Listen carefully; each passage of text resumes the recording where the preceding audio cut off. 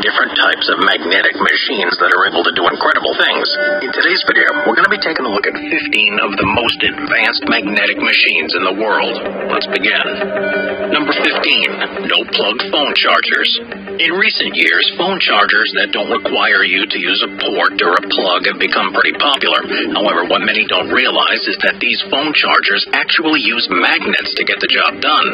More specifically, they work with the help of a special wireless charging pad that uses a copper coil to transfer energy to your device using electromagnetic induction. This energy, in turn, enters the battery, charging it as would a regular charger. And while these wireless phone chargers don't work with older models, essentially anything made in the past few years by either Samsung or Apple can be charged in that way.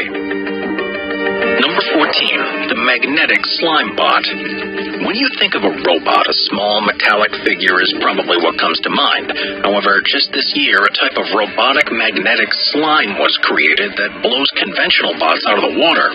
In essence, these bots are a substance that combines polyvinyl alcohol, glass-coated neodymium magnets, and borax. Since they're then coated in silicone, they can safely enter the body, and from there, they can do some pretty amazing things. You see, it turns out that doctors can control them in the body like conditions in order to perform minor surgeries, with this including pulling out blockages or connecting ends together.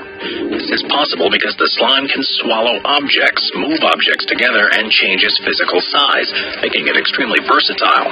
However, only time will tell if they get the safety clearance necessary to be used in hospitals. Number 13. Railgun. While there are plenty of ways to shoot out a projectile, one of the most futuristic is to shoot it out of a railgun.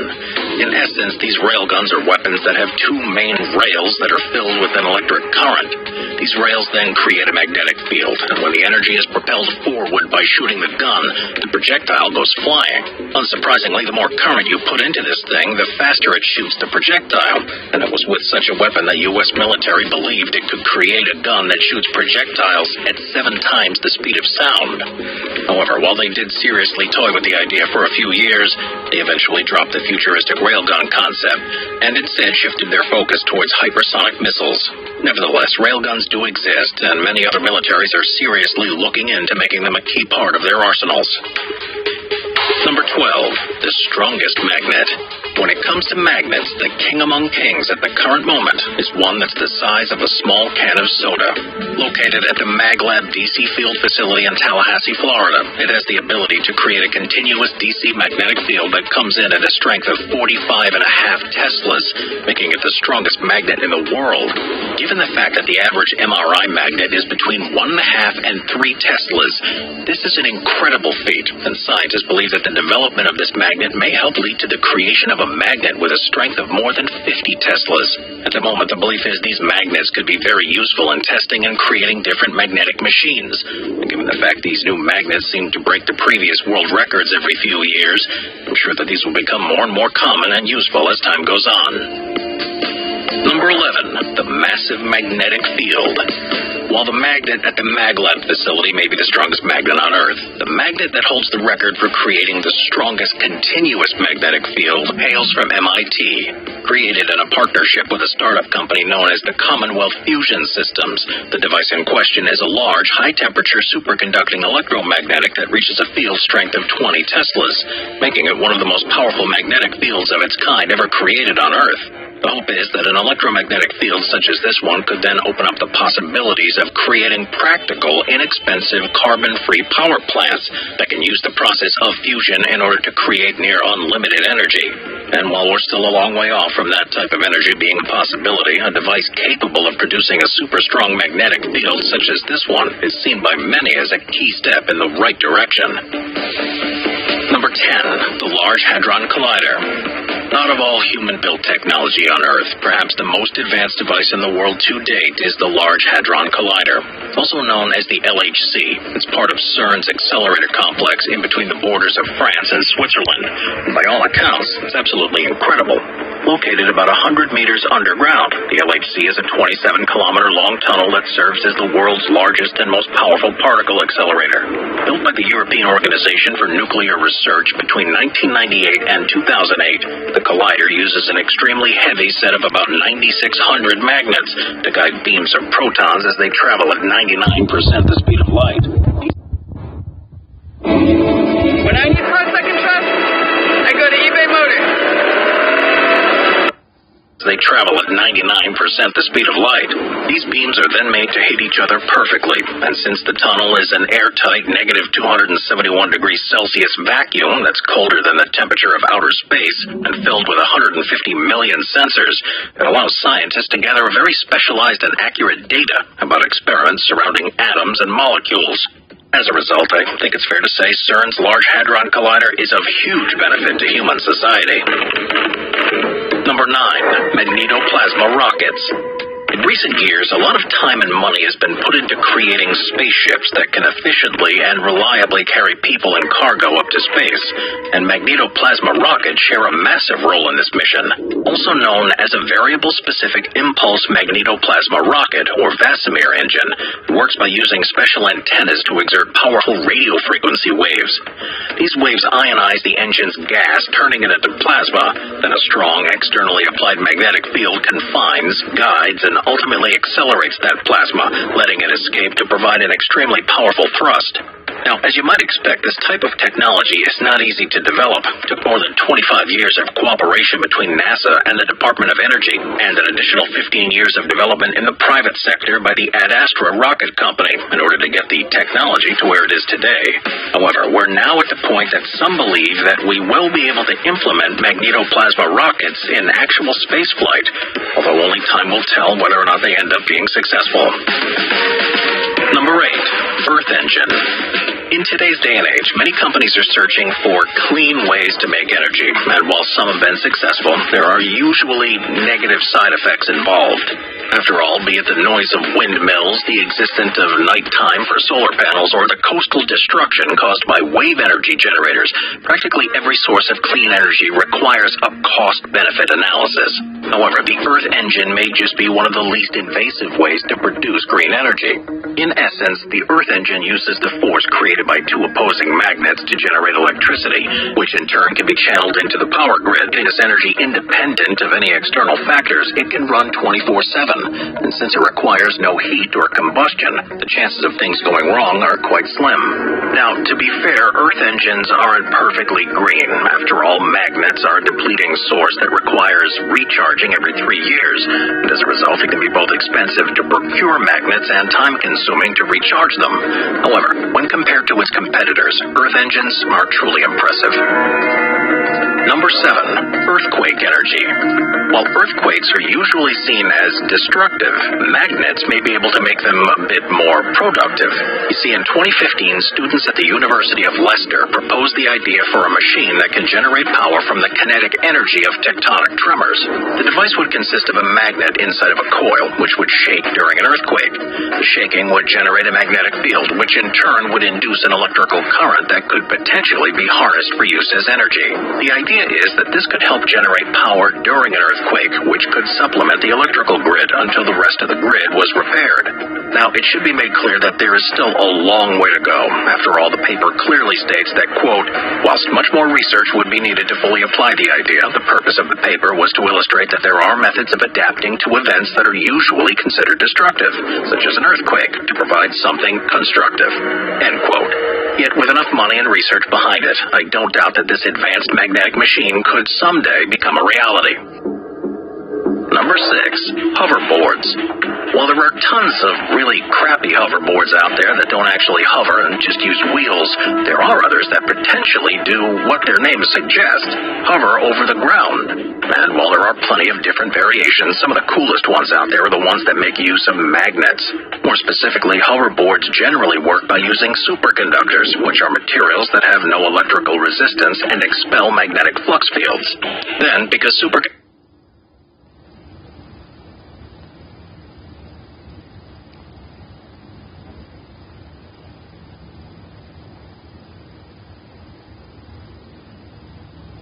expel these magnetic fields, and because magnets have a north-south magnetic field, they essentially interrupt each other. This causes the magnet to lift the superconductor out of its way, suspending it into the air and therefore allowing a hoverboard to hover. Now, there are quite a few cases of these types of hoverboards in action, with one especially cool variation being built in 2015, when the car company Lexus created a liquid nitrogen-filled hoverboard that could levitate when placed on a special magnetic surface. However, given the fact that these types of magnetic hoverboards seem to require a magnetic surface, there are limits to where they can be used, and as a result, both fan-propelled and jet-fueled hoverboards have become pretty popular. However, only time will tell whether or not magnetic hoverboards will be able to catch up. Number 5. Solar wind energy.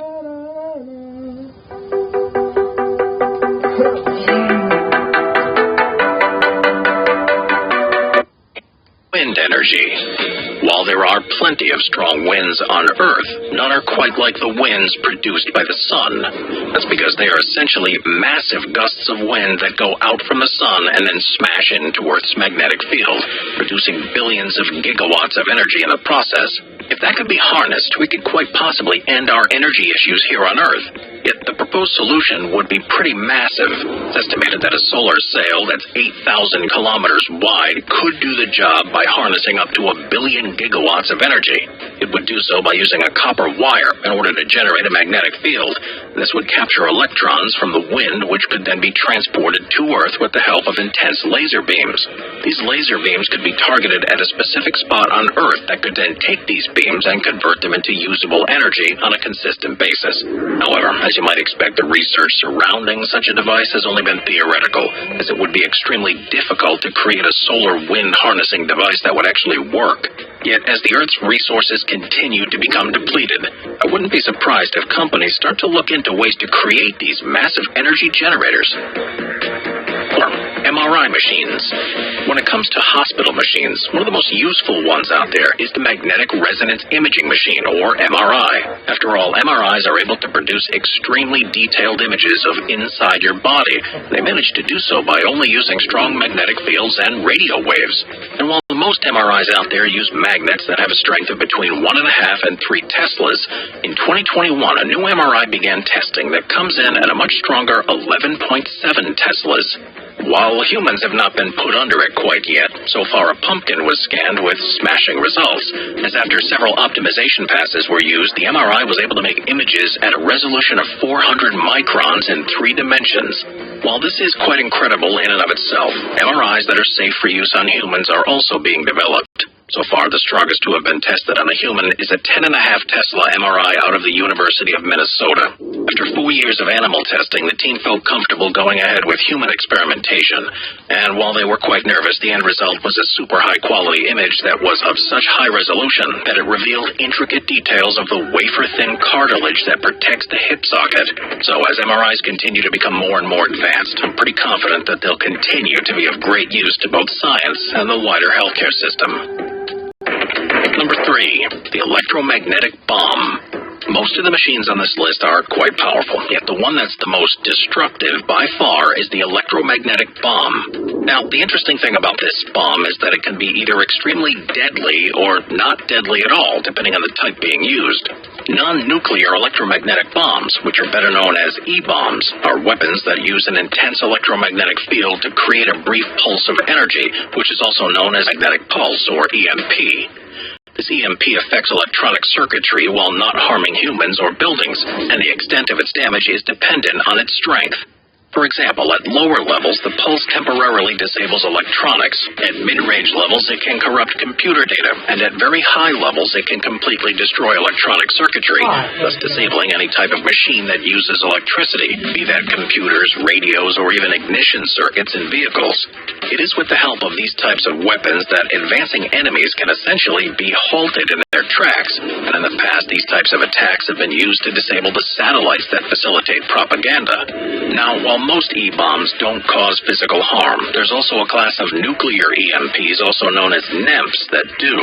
While every single nuclear bomb has some sort of EMP effect, that effect can be enhanced if the bomb explodes at a high altitude, as this minimizes blast and heat effects while boosting EMP effects. So nuclear bombs really are the ultimate weapons in that they produce devastating damage, nuclear radiation, and EMPs. And as a result, it makes sense that there have been calls to limit their usage as much as possible. Sorry, I know that, but Number 2, electric charging roads. In recent years, electric cars have really begun to pick up traction. Yet one of the biggest challenges they face is the fact that they can't quickly be filled up at a gas station. After all, while charging electric stations are becoming more and more common, there are many people who worry that they'll run out of power and become stranded in the middle of nowhere. And that's without considering the fact that physically charging one at a charging station can take 15 to 25 minutes. Since this level of uncertainty and long wait time aren't all that attractive, these issues have slowed the adoption of electric vehicles. However, one piece of technology that may be able to dispel this worry is electric charging roads. In essence, the idea is that when a car drives over them, the road charges their car and then simply keeps track of the car in order to collect payment. And while a 2-kilometer stretch of road unveiled in Sweden by the company E-Road Arlanda managed to transfer energy from the road to an electric vehicle above it via a small mechanical arm, a magnetic version out of the United States is looking far more promising. Developed by the Indiana Department of Transportation and Purdue University, the idea is that it will be the world's first contactless and wireless charging stretch of road.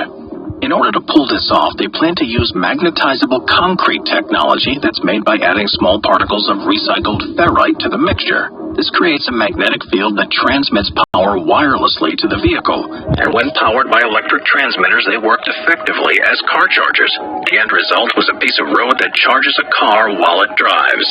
While this tech is certainly cool, its cost of between $1.1 to $2.8 million per kilometer makes it as much, if not more expensive than the E-Road Arlanda project. So, unless the project picks up either some seriously deep-pocketed investors or some significant federal funding, chances are that it will take a long time to become mainstream. Number 1, maglev lines. While the basic technology has been around ever since 1966, some countries in Southeast Asia have recently begun to take the technology to completely new levels. You see, the basic premise of a maglev line is that it uses 2 sets of magnets, with one set repelling and pushing the train up off the track, while the other moves the elevated train ahead. This takes advantage of the lack of surface-to-surface friction, so that the train can move at incredibly fast speeds, while still being incredibly quiet and smooth. While this led to successful high-speed trains across North America, Europe, and Asia throughout the 1970s and 1980s, a lack of funding caused progress to stall, and today only South Korea, Japan, and China have maglev lines, with the former only having low-speed lines, while a line like Shanghai holds the title of being the world's first and only high-speed maglev line. However, despite these disappointing stats, the idea of maglev lines have begun to resurface. That's mainly because they produce zero carbon emissions, run on electricity, and can go extremely fast. It's with this in mind that some future-thinking countries have begun to make plans to build them, and the most high-profile line is set to be in Japan. The hope is to connect Tokyo to Nagoya by 2027 and Nagoya to Osaka by 2037. And the maglev train involved will travel at speeds of up to 500 kilometers an hour, likely making it the fastest passenger train in the world. Due to its speed, it's estimated that it will be able to make the trip between Tokyo and Nagoya in less than an hour, which is pretty impressive, given at the moment it takes about an hour and 40 minutes. However, about 86% of the Tokyo-Nagoya line will be underground in tunnels, and this has caused some problems in certain parts of the line. This is because there are worries that Shizuoka Prefecture's Oye River may leak into the train's tunnel, causing serious mechanical problems while also severely lowering the river's water levels. As a result, the Central Japan Railway Company has expressed so much concern that the 2027 completion date is likely impossible, although only time will tell what will become of this project. It should also be noted that beyond trains, other products such as maglev elevators that save space and work quietly and efficiently, and skyscrapers and maglev fans that eliminate the wobbling and shaking of conventional fans have also been built. I think it's fair to say that maglev technology has got lots of different uses that are pretty incredible. Alright, I'll see you next time.